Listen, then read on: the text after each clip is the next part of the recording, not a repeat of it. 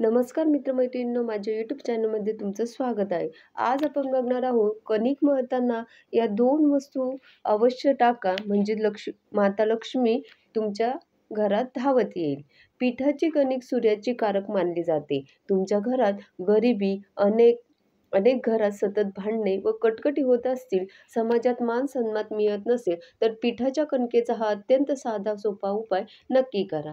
हा उपाय दररोज केला तरी चालतो किंवा आठवड्यातील सोमवार, बुधवार व शुक्रवार या 3 वारी केला तरीही चालेल. हा उपाय साधा सोपा आहे, मात्र त्याचा प्रभाव विलक्षण आहे. आपल्या घरात स्वयंपाकघराचं मोठं महात्म्य आहे. स्वयंपाकघरात माता अन्नपूर्णा वास करते. हा उपाय करताना स्वयंपाक करणाऱ्या गृहलक्ष्मीने प्रसन्न मनाने स्वयंपाक करावा. देवी देवतांचे नामस्मरण करीत मंत्र जप करीत स्वयंपाक केल्यास हा उपाय तात्काळ फळ देऊ लागतो. स्वयंपाक करताना मनात दुःख असणे, एखाद्याबद्दल वाईट भावना ठेवणे, अपशब्द बोलणे या गोष्टी गृहिणीने कटाक्षाने टाळाव्यात.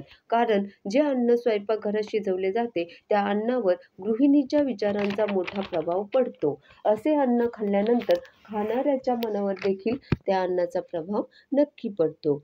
कणिक मळल्यानंतर त्या कणकेवर गृहिणीने स्वतःची बोटे नक्की उमटावी. ज्या कणकेवर गृहिणीच्या बोटांचे ठसे नसतात ती कणिक पित्र व वाईट आत्मा स्वतःसाठी ग्राह्य मानतात.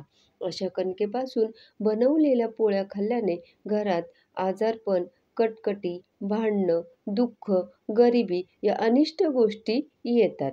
गृहिणीने नेहमी लक्षात ठेवावं, घरात बनवलेल्या चपातीचा पहिला भाग देवी देवतांना समर्पित करावा. पहिली चपाती जर गाईला खाऊ घातली तर सर्व देवी देवतांना नैवेद्य अर्पण केल्याचे फळ मिळते. कारण गाईमध्ये 33 कोटी देवी देवतांचा वास आहे. दुसऱ्या चपातीतील थोडासा हिस्सा घराच्या अंगणात किंवा बाल्कनीत, छतावर कावळ्यांसाठी टाकावा. त्याने पित्र प्रसन्न होतात. आणि शेवटची चपाती किंवा भाकरी कुत्र्यासाठी काढून ठेवावी. कुत्र्याने ही भाकरी खाल्ल्यास घरातील बाधा, आजारपण, नकारात्मक शक्ती दूर निघून जातात. इडापिडा टळते, शत्रुबाधा होत नाही. या काही नियमांचे पालन करूनच आजचा हा उपाय आपल्याला करायचा आहे. पीठ मळताना त्यात या 2 वस्तू टाकायच्या आहेत. त्यामुळे आपल्या कुटुंबातील शुक्र ग्रह व चंद्र ग्रह मजबूत बनेल. शुक्र ग्रह भौतिक सुखाशी निगडित आहे. घर, वाहन, बँक बॅलन्स, पैसा, ऐश्वर्य या सर्व गोष्टी प्राप्त करण्यासाठी कुंडलीमध्ये शुक्र मजबूत असणे अत्यंत महत्त्वाचं असतं. चंद्र मजबूत असेल तर मन नियंत्रणात राहतं. समाजात मान-सन्मान व प्रतिष्ठा मिळू लागते.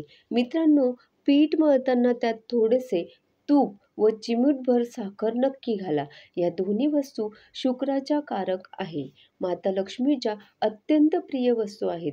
या वस्तू शुक्राला मजबूत बनवतात आणि लक्ष्मीची कृपा प्राप्त करून देतात. तुम्हाला शक्य असेल तर या 2 वस्तूंसोबतच थोडंसं केसर सुद्धा तुम्ही कणकेत टाकू शकता. केशर माता लक्ष्मीला अतिशय प्रिय आहे. दररोज हा उपाय केल्यास त्याचं फळ तात्काळ मिळू लागेल. दररोज करणे शक्य नसेल, सोमवार, बुधवार व शुक्रवार या 3 वारी तरी हा उपाय आवर्जून करून पहा.